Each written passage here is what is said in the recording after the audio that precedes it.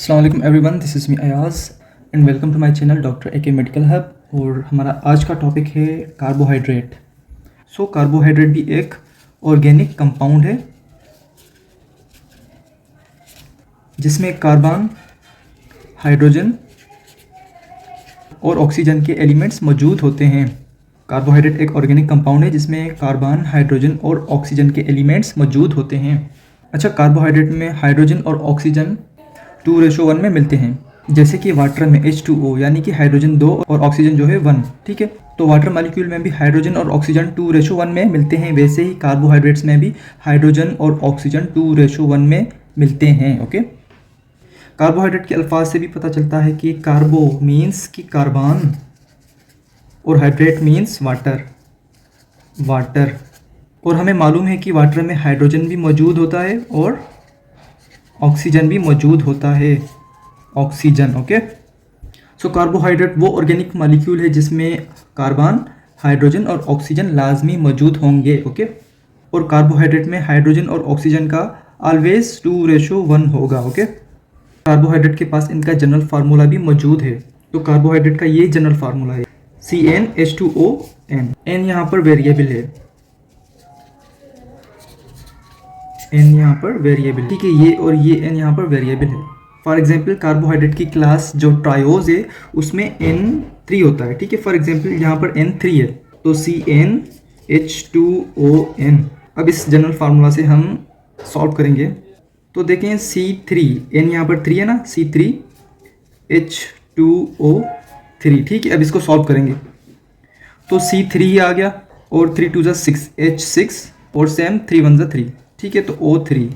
तो ये किसका फार्मूला है? ये है ग्लाइसरोज का फार्मूला, ग्लाइसरोज। ओके, ग्लाइसरोज जो कि ट्रायोज क्लास में आता है। अच्छा, अब सपोज करें कि यहाँ पर N6 है, Cn, तो हम यहाँ पर फार्मूला लिख लेते हैं CnH2ON। ठीक है, तो यहाँ पर N जो है 6 है, C6H2O और यहाँ पर 6। तो अब इसको सॉल्व करेंगे, C6 ही आ गया तो 6 2 12, H12 और 6 1 6, तो ऑक्सीजन 6। ये किसका फार्मूला है? ये जो है ग्लूकोज का फार्मूला है, ग्लूकोज।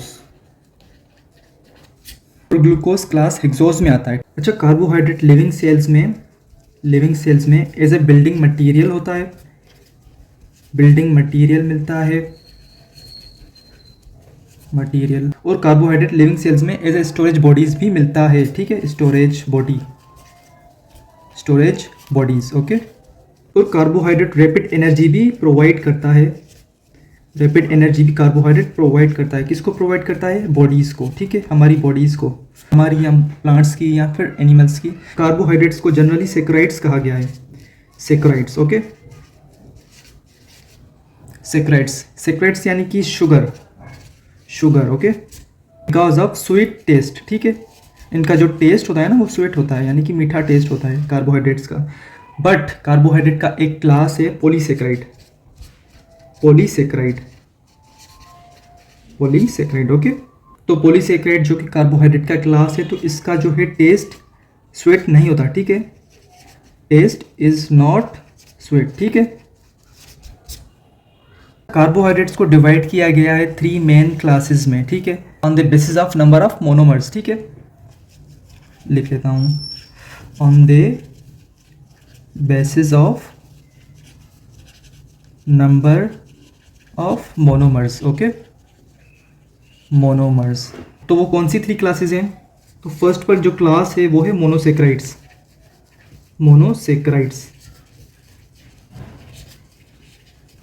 और जो सेकंड पर क्लास है वो आती है ओलिगोसेक्राइड्स। और थर्ड जो लास्ट क्लास है वो है पॉलीसेक्राइड्स। ओके, फर्स्ट क्लास है जिसको मोनोसेक्राइड्स कहा गया है। मोनो मीन्स 1 यानी कि सिंगल, और सेक्राइड्स जो कि सेक्रम अल्फाज से आया है। तो सेक्राइड जो कि सेक्रम अल्फाज से आया है, सेक्रम मीन्स शुगर। ओके, तो monosaccharides means single sugar. Okay, monosaccharides are also known as simple sugars because they cannot be hydrolyzed further into simple sugars. तो मोनोसेक्राइड्स को फर्दर डिवाइड करके उनको जो है ब्रेक डाउन करके सिंपल शुगर्स में तब्दील नहीं किया जा सकता, ठीक है। तो मोनोसेक्राइड्स यानी कि छोटे से छोटा यूनिट है कार्बोहाइड्रेट का, हम ऐसे भी कह सकते हैं। और मोनोसेक्राइड्स का जो टेस्ट होता है वो इवन मोर होता है, ठीक है। तो it is more sweet in taste, ठीक है, more sweet in taste. Monosaccharides जो हैं वो सोल्यूबल हैं वाटर में, ठीक है। तो they are soluble in water, okay. Monosaccharides यानी कि single sugar, and these are also known as simple sugar, ठीक है। क्यों सिंपल शुगर? क्योंकि ये फर्दर ब्रेक डाउन नहीं हो सकते, ये छोटे से छोटा यूनिट है, इसको और ब्रेक डाउन नहीं किया जा सकता। So they are sweet in taste because they are soluble in water, okay. Monosaccharides have general formula CnH2nOn, ठीक है। तो ये मोनोसेक्राइड्स का जनरल फार्मूला है। मोनोसेक्राइड्स को भी क्लासिफाई किया गया है on the basis of number of carbon atoms, on the basis of number of carbon atoms, ठीक है। तो यहाँ पर कार्बन एटम्स की बात हो रही है, ओके। तो अगर बात हो रही हो कि on the basis of number of monomers तो वो कार्बोहाइड्रेट होगा, और on the basis of number of carbon atoms तो वो मोनोसेक्राइड्स होंगे, ठीक है, प्रेजेंट इन ईच मॉलिक्यूल। तो मोनोसेक्राइड्स को भी क्लासिफाई किया गया है on the basis of number of carbon atoms, ठीक है, प्रेजेंट इन ईच मॉलिक्यूल। तो दे मे बी ट्रायोज, तो वो ट्रायोज हो सकते हैं, टेट्रोज हो सकते हैं, या फिर पेंटोज हो सकते हैं, वो हेक्सोज हो सकते हैं, हेक्सोज, या फिर वो हेप्टोज हो सकते हैं, ठीक है, हेप्टोज। देखें अगर मॉलिक्यूल में कार्बन के 3 एटम्स प्रेजेंट हो तो वो ट्रायोज कहलाएगा, ठीक है। अब देखें ट्रायो मीन्स की 3, तो अगर मॉलिक्यूल में कार्बन के 3 एटम्स मौजूद हों तो वो कौन सा मोनोसेक्राइड होगा? वो होगा ट्रायोज। और टेट्रोज जो कि नंबर 4 को रिप्रेजेंट करता है, तो अगर मॉलिक्यूल में 4 कार्बन एटम्स हों तो वो टेट्रोज कहलाएगा। और पेंटा जो कि नंबर 5 को रिप्रेजेंट करता है, तो मॉलिक्यूल में अगर कार्बन के 5 एटम्स मौजूद हों तो वो पेंटोज कहलाएगा। हेक्सोज यानी कि 6, मॉलिक्यूल में अगर नंबर ऑफ कार्बन एटम्स 6 हों तो वो हेक्सोज कहलाएगा। और हेप्टोज अगर मॉलिक्यूल में कार्बन के 7 एटम हों, 7, तो वो हेप्टोज कहलाएगा, ठीक है। अभी हम टेबल की तरफ चलते हैं तो मैं आपको मजीद वहाँ पर थोड़ा बहुत समझा देता हूँ। अच्छा, आप देखें ये कार्बोहाइड्रेट्स की सारी क्लासेस हैं, ट्रायोज, टेट्रोज, पेंटोज, हेक्सोज और हेप्टोज। अगर मॉलिक्यूल में 3 कार्बन्स हों तो वो ट्रायोज कहलाएगी, जिसका एग्जाम्पल है ग्लाइसरोज। अगर मॉलिक्यूल में 4 कार्बन प्रेजेंट हों तो वो टेट्रोज कहलाएगी, जिसका एग्जाम्पल है एराइथ्रोज। और अगर कार्बन के 5 एटम मौजूद हों तो वो पेंटोज कहलाएगी, ठीक है, जिसके एग्जाम्पल हैं राइबोज और राइब्यूलोज। क्लास हेक्सोज, अगर कार्बन के 6 एटम मौजूद हों एक मॉलिक्यूल में तो वो हेक्सोज कहलाएगी, जिसके एग्जाम्पल हैं ग्लूकोज, फ्रक्टोज और गैलेक्टोज। फ्रक्टोज जो कि स्वीटेस्ट कार्बोहाइड्रेट ऑन अर्थ है, ठीक है। हेप्टोज, अगर कार्बन के 7 एटम मौजूद हों एक मॉलिक्यूल में तो वो हेप्टोज कहलाएगी, ठीक है, जिसका एग्जाम्पल है ग्लूकोहेप्टोज। अच्छा, जल्दी में थोड़ा बहुत डिस्कस कर लेते हैं फ्रक्टोज, ग्लूकोज और गैलेक्टोज को, क्योंकि ये तीनों सेम क्लास में आते हैं, क्लास हेक्सोज में। और इन तीनों का जो केमिकल फार्मूला है वो सेम है, लेकिन इन तीनों का स्ट्रक्चरल फार्मूला डिफरेंट है। सबसे पहले ग्लूकोज और फ्रक्टोज को डिस्कस करते हैं कि ये दोनों आपस में स्ट्रक्चरल आइसोमर्स हैं। स्ट्रक्चरल आइसोमर्स यानी ग्लूकोज और फ्रक्टोज का केमिकल फार्मूला सेम होगा, लेकिन स्ट्रक्चरल फार्मूला डिफरेंट होगा। तो देखें, सपोज करें ये कार्बन नंबर 1 है और ये कार्बन नंबर 2 है, ठीक है। तो कार्बन नंबर 2 पर, फ्रक्टोज में कार्बन नंबर 2 पर जो है डबल बॉन्ड मौजूद है, और ग्लूकोज में देखा जाए तो कार्बन नंबर 1 पर डबल बॉन्ड मौजूद है, ठीक है। तो फ्रक्टोज और ग्लूकोज में सिर्फ यही डिफरेंस है कि इनका जो स्ट्रक्चरल फार्मूला है वो डिफरेंट है। देखें ग्लूकोज और गैलेक्टोज ये भी जो है स्टीरियो आइसोमर्स हैं, यानी कि इनका भी जो केमिकल फार्मूला है वो सेम है, लेकिन स्ट्रक्चरल फार्मूला डिफरेंट होगा। स्टीरियो आइसोमर्स यानी कि सपोज कर लें कि जो फंक्शनल ग्रुप्स होंगे ना, इनमें उनकी अरेंजमेंट थोड़ी डिफरेंट होगी। अच्छा, आप देखें इस ग्लूकोज की लेफ्ट साइड पर सिर्फ OH एक है, ठीक है। तो एक फंक्शनल ग्रुप मौजूद है ग्लूकोज की लेफ्ट साइड पर। अब इस गैलेक्टोज को देखें तो OH 2 है लेफ्ट साइड पर, ठीक है। तो 2 OH मौजूद हैं इस गैलेक्टोज की लेफ्ट साइड पर। तो बस यही डिफरेंस है और कुछ डिफरेंस नहीं है, बाकी सब कुछ सेम है, केमिकल फार्मूला भी सेम है और क्लास भी सेम ही है, ओके। नाउ ओलिगोसेक्राइड्स भी जो है कार्बोहाइड्रेट की एक क्लास है। ओलिगो मीन्स की फ्यू और सेक्राइड्स यानी कि शुगर, ठीक है, शुगर। जब ओलिगोसैकेराइड्स की हाइड्रोलाइसिस करवाई जाती है ना, तो इससे 2 से लेकर 10 मोनोसैकेराइड्स मिलते हैं। ठीक है, सपोज कर लें कि ये एक ऑर्गेनिक मॉलिक्यूल है। ठीक है, सपोज कर लें कि ये एक ऑर्गेनिक मॉलिक्यूल है, तो इसकी हाइड्रोलाइसिस करवा रहे हैं हम। ठीक है, इसकी हाइड्रोलाइसिस हो रही है, तो अगर इस मॉलिक्यूल से हमें 2 से लेकर 10 मोनोसैकेराइड्स मिलें, 2 से लेकर 10 मोनोसैकेराइड्स मिलें, तो ये ओलिगोसैकेराइड कहलाएगा। ठीक है, ओलिगोसैकेराइड। ठीक है, समझ गए आप लोग। तो ओलिगोसैकेराइड वो कार्बोहाइड्रेट का एक ऐसा क्लास है जब उसकी हाइड्रोलाइसिस करवाई जाती है तो उससे 2 से लेकर 10 मोनोसैकेराइड्स मिलते हैं। ठीक है, मोस्ट कॉमन और अबंडेंट ओलिगोसैकेराइड्स कौन सा है? वो है डाइसैकेराइड। डाइसैकेराइड। ठीक है, डाइसैकेराइड्स ये जो हैं मोस्ट अबंडेंट और मोस्ट कॉमन ओलिगोसैकेराइड्स हैं। डाई मीन्स 2, सैकेराइड्स यानी कि शुगर्स। डाइसैकेराइड्स में 2 मोनोसैकेराइड्स होंगे। डाइसैकेराइड्स के थोड़े बहुत एग्जाम्पल देख लेते हैं हम डाइसैकेराइड के। ठीक है, डाइसैकेराइड्स, डाई मीन्स 2 और सैकेराइड्स यानी कि शुगर। तो जब 2 सैकेराइड्स, 2 शुगर्स, 2 मोनोसैकेराइड्स आपस में मिलेंगी तो एक डाइसैकेराइड प्रोड्यूस होगा। ठीक है, फॉर एग्जाम्पल जब ग्लूकोज और फ्रक्टोज ज्वाइन होंगे, फ्रक्टोज, जो डाइसैकेराइड प्रोड्यूस होगा वो होगा सक्रोज। ठीक है, तो जब ग्लूकोज और फ्रक्टोज आपस में ज्वाइन होंगे तो सक्रोज जो कि डाइसैकेराइड है वो प्रोड्यूस होगा, साथ में H2O भी प्रोड्यूस होगा। क्यों होगा? ये आपस में ज्वाइन होंगे बाय कंडेंसेशन प्रोसेस, और हमें मालूम है, हमें पता है कि कंडेंसेशन में वाटर बनता है। तो दूसरा एग्जाम्पल अब देख लेते हैं कि जब ग्लूकोज और गैलेक्टोज आपस में ज्वाइन होंगे तो क्या होगा? गैलेक्टोज।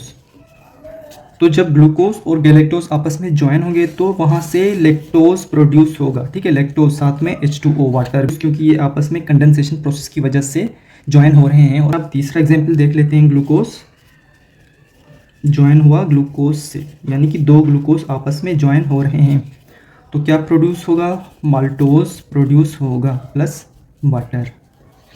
अच्छा, जो सक्रोज है वो टेबल शुगर कहलाता है, लैक्टोज जो है वो मिल्क शुगर कहलाता है, और माल्टोज जो कि माल्ट शुगर कहलाता है। ठीक है, माल्ट शुगर। एक और चीज़ कि जब ओलिगोसैकेराइड 3 से 10 मोनोसैकेराइड्स कंटेन करे, मोनोसैकेराइड्स, ठीक है, तो जब ओलिगोसैकेराइड 3 से 10 मोनोसैकेराइड्स कंटेन करे तो वो डेक्स्ट्रिन कहलाता है, डेक्स्ट्रिन। ठीक है, now polysaccharides is the last class of carbohydrate. Poly means many, poly का मतलब है मैनी, सैकेराइड्स मीन्स शुगर। ठीक है, जिसका मतलब हुआ मैनी शुगर्स।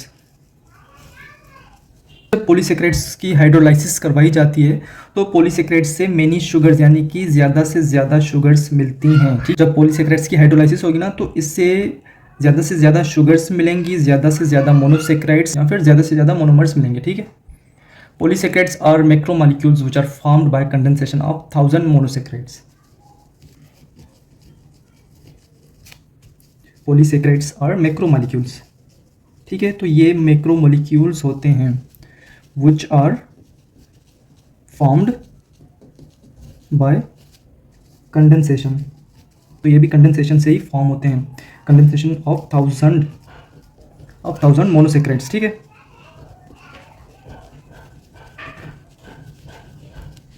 तो पॉलीसैकेराइड्स भी कंडेंसेशन की वजह से फॉर्म हो रहे हैं, और ओलिगोसैकेराइड्स जो कि हम पढ़ के आए वो भी कंडेंसेशन की वजह से फॉर्म हो रहे थे। तो फ़र्क सिर्फ इतना है कि वहाँ ओलिगोसैकेराइड्स में 2 से लेकर 10 मोनोसैकेराइड्स मौजूद, लेकिन पॉलीसैकेराइड्स में 100 से लेकर 1000 मोनोसैकेराइड्स मौजूद होंगे। ठीक है, तो इनकी जब कंडेंसेशन होगी तो एक पॉलीसैकेराइड प्रोड्यूस होगा। और पॉलीसैकेराइड जो कि टेस्टलेस होते हैं, पॉलीसैकेराइड्स आर टेस्टलेस,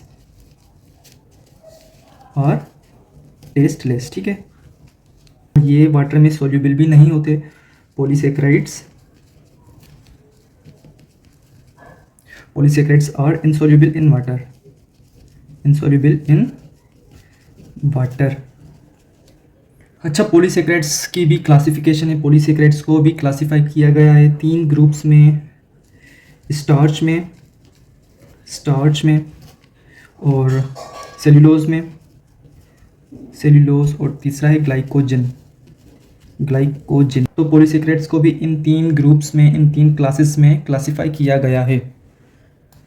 पॉलीसेकेराइड का जो फर्स्ट क्लास है वो है स्टार्च। स्टार्च जो कि पॉलीमर है ग्लूकोज का, which is found in plant. ठीक है, it is polymer of glucose which is found in plants. ठीक है, और स्टार्च जो कि 2 टाइप्स में मिलती है। कौन सी टाइप्स में? एक तो अमाइलोज में मिलती है, अमाइलोज, और अमाइलोपेक्टिन में मिलती है। ठीक है, अमाइलोपेक्टिन एक अमाइलोज में मिलती है और दूसरी अमाइलोपेक्टिन में। अच्छा, अमाइलोज क्या है और अमाइलोपेक्टिन क्या है? ये क्या है, ये क्या चीज़ है? देखें, ग्लूकोज की जब लीनियर और अनब्रांच्ड चेन होगी ना, तो वो अमाइलोज कहलाएगी। ठीक है, सपोज कि ये ग्लूकोज है और ये दूसरा ग्लूकोज है, यानी ये ग्लूकोज की एक लीनियर चेन है। ठीक है, और आप देखें कि ये सिर्फ लीनियर चेन ही है, इसमें कोई ब्रांच मौजूद नहीं, तो वो अमाइलोज कहलाएगी। नाउ अमाइलोपेक्टिन, अब देखें ये भी ग्लूकोज की लीनियर चेन है, बट इस लीनियर चेन में दूसरी ब्रांचेस भी लग जाएंगी। किसकी? ग्लूकोज की। ठीक है, तो ये मैं ब्रांचेस लगा रहा हूँ।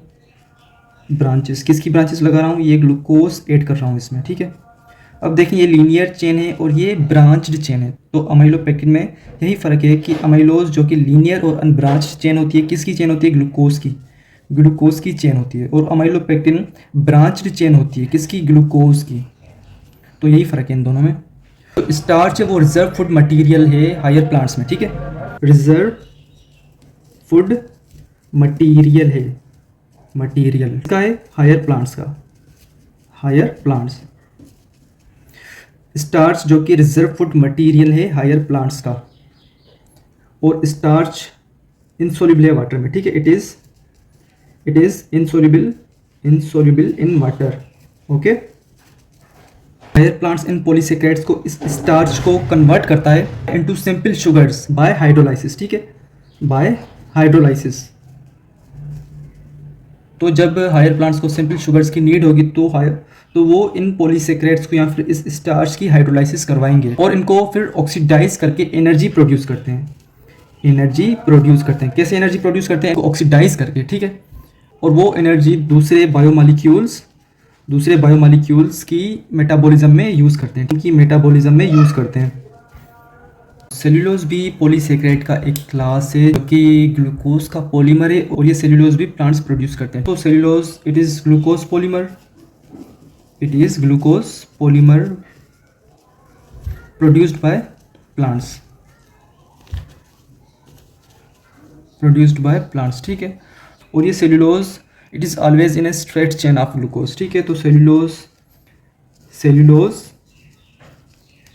Is in straight chain.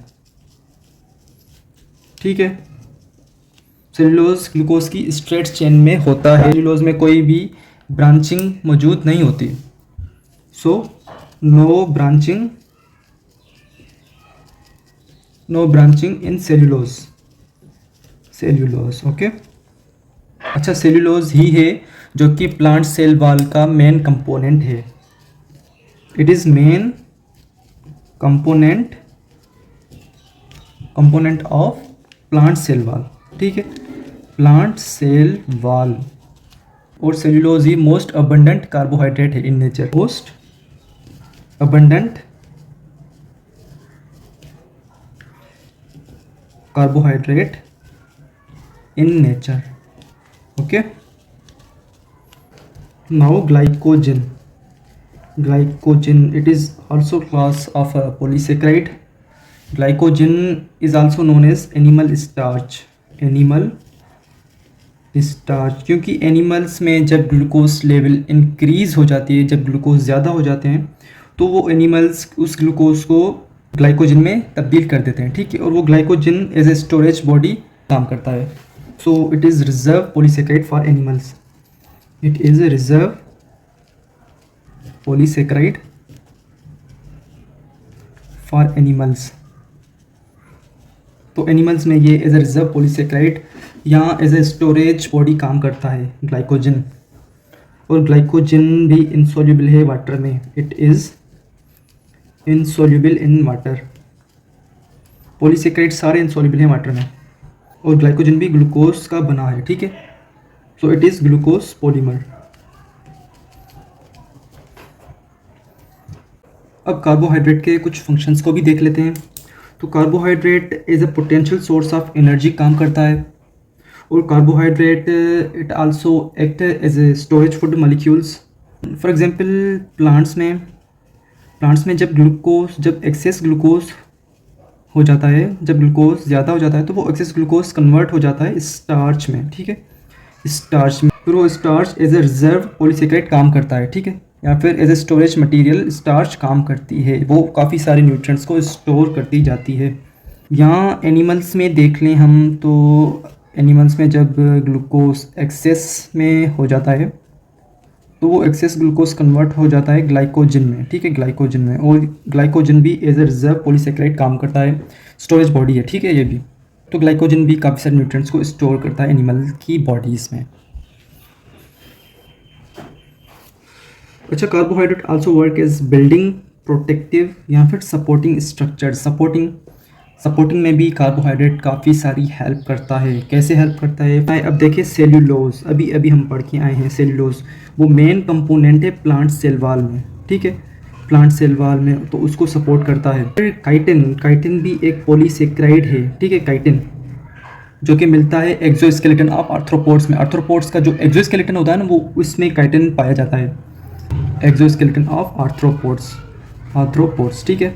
तो कहने का मतलब ये था, ये सारा समझाने का मतलब ये था कि carbohydrate as a building, protective, supporting structure भी है, ओके। अच्छा, कार्बोहाइड्रेट कंजुगेटेड मॉलिक्यूल्स भी फॉर्म करते हैं। They also form conjugated molecules, ठीक है। कंजुगेटेड मॉलिक्यूल्स क्या है, ये हम आगे चलकर इसी चैप्टर में पढ़ेंगे।